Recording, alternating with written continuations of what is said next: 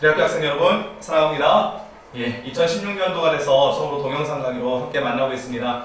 수업 시간에 선생님이 여러분들께 말씀드렸던 것처럼 동영상 강의를 통해서는 세계사 파트를 선생님이 간단하게 여러분들에게 소개해주는 것으로 그렇게 진행을 하도록 할게요. 그리고 철학 파트는 우리가 책을 함께 읽어가면서 함께 생각해보고 토론을 통해서 우리의 생각을 세워가는 그런 방법으로 수업을 진행하도록 하겠습니다.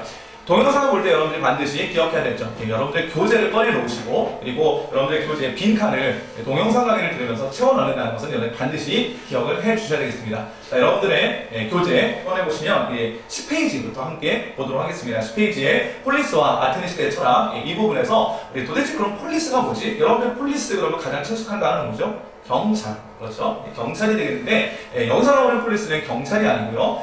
철학이 처음 시작되었던 고대 그리스의 도시국가를 나타내는 말을 우리가 폴리스라고 이야기를 합니다. 다시요. 폴리스가 뭐다?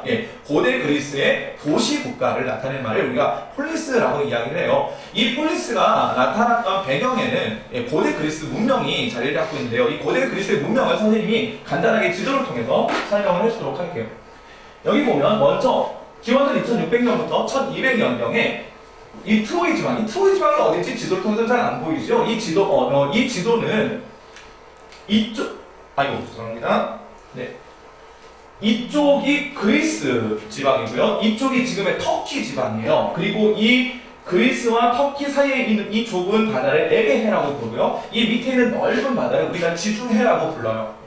나중에 여러분들이 이제 지중해를 검색해보시면 이쪽 지도를 조금 더 자세히 보실 수가 있는데요. 이 터키 쪽에, 이쪽에 발달한 문명이 우리가 흔히 이야기하는 바빌로니아 문명. 그 동쪽에 이제 메소포타미아 문명이 있었고, 그 동쪽에 바빌로니아 문명이 있는데, 이 바빌로니아 문명을 기반으로 발달했던 문명이 바로 이 트로이 문명이고요. 이 트로이 문명이 이 기원전 2600에서 1200년경에 있었던 것으로 추리됩니다. 그리고 나서 이 밑에 쪽, 기원전 2000년부터 1400년경에는 크레타 섬을 중심으로 해서 크레타 문명이 발달을 하고 있었고요.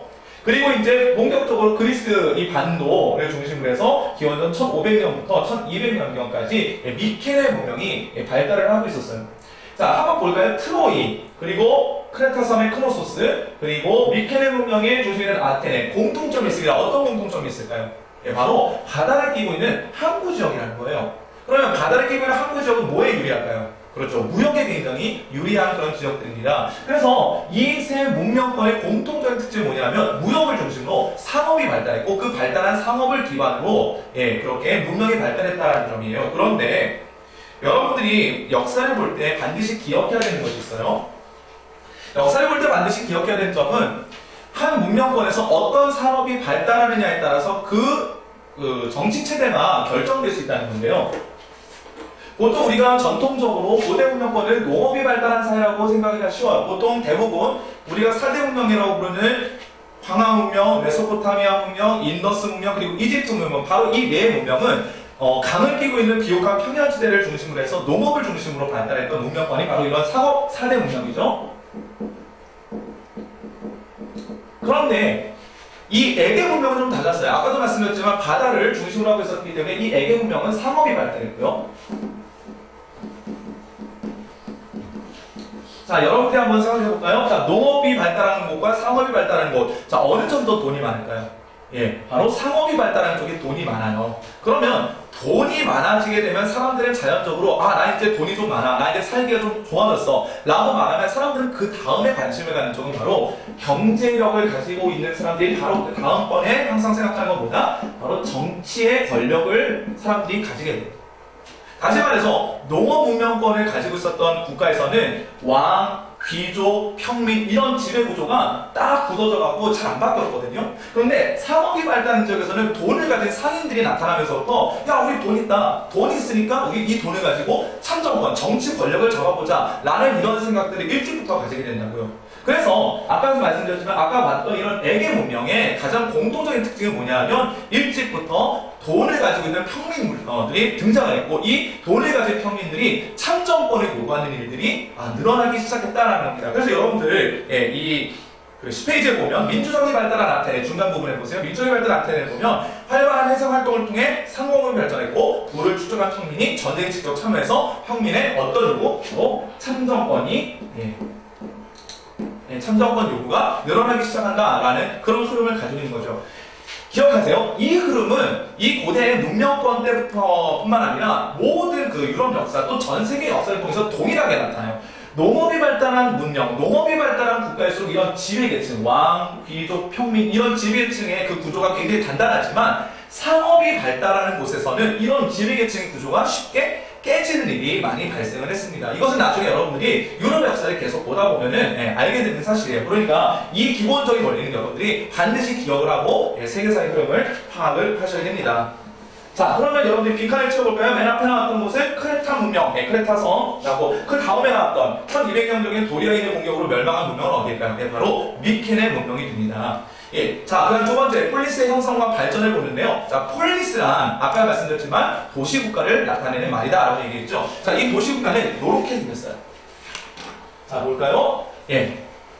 넓은 경작지가 있고요. 또 경작지 중심에 높은 언덕이 있고요. 예, 그리고 여기에 집들이 많이 있고 여기에 사람들이 많이 모이는 광장이 있습니다. 이 높은 언덕을 우리는 뭐라고 부르냐면 바로 아크로폴리스라고 불러요. 이 아크로폴리스는 그리스어로 폴리스의 중심이라는 뜻이에요. 그래서 폴리스의 가장 높은 언덕 지역에 무엇을 세우냐면 그 마을을 지켜주는, 그 마을의 가장 중심이 되는 신을 모시는 신전을 세우며, 그리고 이 신전을 중심으로 무엇을 쌓냐면 요새를 쌓아요. 요새는 이제 단단한 성, 그러니까 그 폴리스의 전투가 일어났을 때, 전쟁이 일어났을 때 폴리스를 잘 지킬 수 있는 요새를 가장 높은 곳에다 쌓는 거죠. 여러분 쉽게 생각해보면 알겠지만 내가 어디가를 지키기 위해서 높은 곳을 점령해 있는 게 유리하거든요. 그래서 높은 곳에 성 딱 쌓고 지키고 있으면 낮은 곳에서 올라오기가 쉽지가 않아요.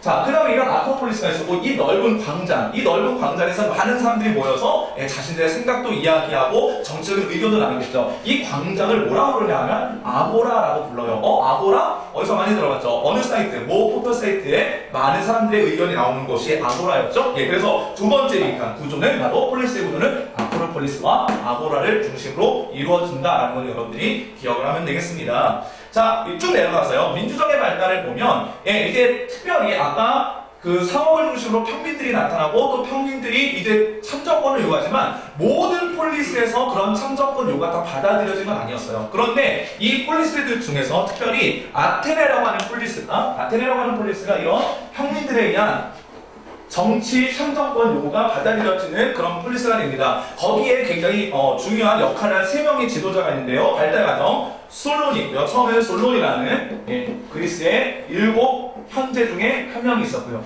그리고 이 솔론에서 클레이스테네스라는 사람으로 넘어갑니다. 클레이스테네스. 네, 눈치 빠른 사람들은 벌써 빈칸이 어디 간다 나오죠. 그 다음에 맨 마지막으로 헤리클레스. 이 세 사람의 지도자를 우리가 기억을 해두면 좋을 것 같습니다. 이 세 사람의 지도자들이 아테네라는 폴리스의 민주 정치를 잘 닦아놓은 그런 대표적인 3명의 지도자가 돼요. 특별히 우리가 기억할 것은 이 클레이스테네스예요. 클레이스테네스는 민주정치 안에서 독재자가 나타날 수 있다. 언제든지. 그죠? 자기 혼자 정권을 잡고 놓지 않는 독재자가 나타날 수 있다는 것을 알고 있었기 때문에 이 독재자를 내쫓을 수 있는 방법을 연구했는데 그 방법이 뭐냐면 도자기 조각에다가 이름을 써요. 이 사람 독재자입니다. 이 사람은 더 이상 아테네에서 정치를 하게 하면 안 됩니다. 라고 도자기에다 써요. 그 다음에 그 도자기를 일정한 곳에 넣게 해요. 도자기 조각을. 그 다음에 다 빼요. 이 도자기 조각이 6,000개가 넘으면 똑같은 이름을 가진 쓰여진 도자기 조각이 6,000개가 넘으면 그 사람은 아테네라는 폴리스에서 추방을 당하고 다시는 아테네에서 정치를 하지 못하도록 하는 법을 만들었습니다. 그 법의 이름이 바로 도자기도, 조각편, 그래서 도편 추방제라는 제도가 여기에서 만들어지게 되는 것이죠. 이 클레이스테네스가 바로 도편 추방제를 만들었던 사람이에요. 자, 여기까지 우리는 아테네에서 어떻게 민주정치가 정착이 되었는가를 보았습니다. 우리 다음 강의에서는 이 폴리스들 사이에 어떠한 전쟁이 있었고 또 어떻게 폴리스들이 쇠퇴해져 가는지 이 부분을 함께 보도록 하겠습니다. 오늘은 여기까지 하겠습니다.